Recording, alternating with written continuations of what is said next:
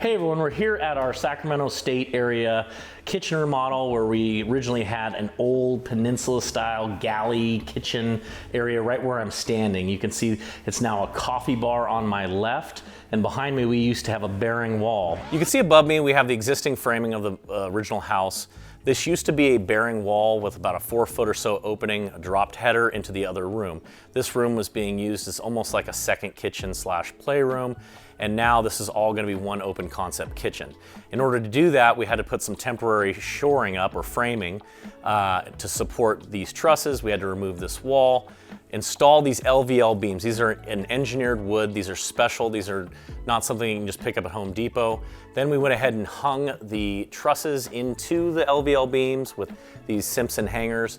And after that, we were able to relieve the shoring and we were done. So essentially, this is what it looks like before we put drywall up and insulation in. And behind that was an old addition area where they kind of halfway converted into a kitchen slash dorm for a college kid. So you can see we've cleaned up that whole back dirty, nasty kitchen area, and we now have one room here with a dining nook to my right. So to the left, you can see we've got a really cool kitchenette area for coffee bar and this really neat GE Cafe Series drink fridge. Very heavy duty, the hinges on it are awesome. I would totally recommend a product like this for your appliances because it's American made, you can easily find replacement parts, and it's also very durable and looks great as well. So we're able to get matching hardware for the cabinet pulls as well. You can see we've got some nice glass cabinet uppers where we can show off our dishes and cool drinkware. Behind me, we have this massive island. You can see below me, we have some plumbing and we have some electrical that I've run before we do the island construction. This is really key. It's very difficult. I would consult with a professional before doing this. You have to run your drain line tie into your sewer.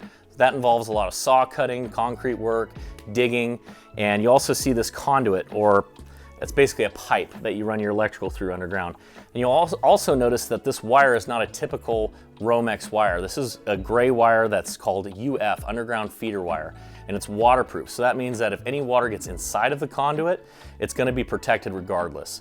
So we've done a lot of the upfront work running the supply plumbing for the sink, the loop vent for the drain, and this underground feeder wire before we start.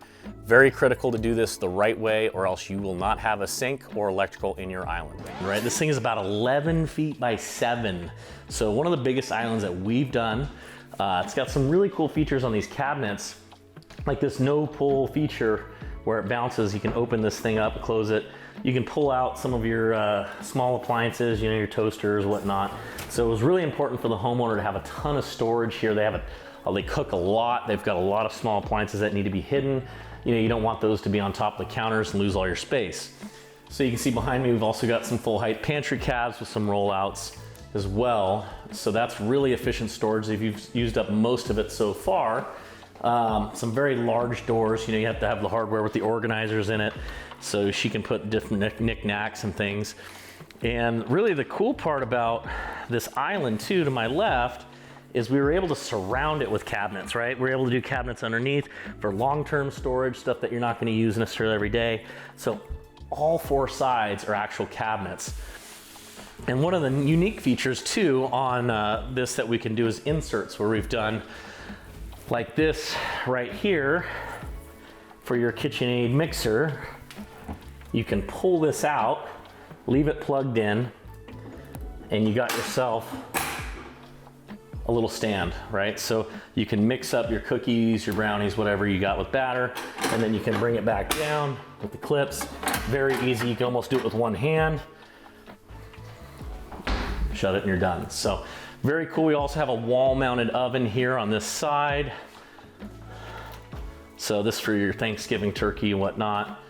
And then you can also see behind you, there is a brand new slider door with some blinds in it for extra privacy.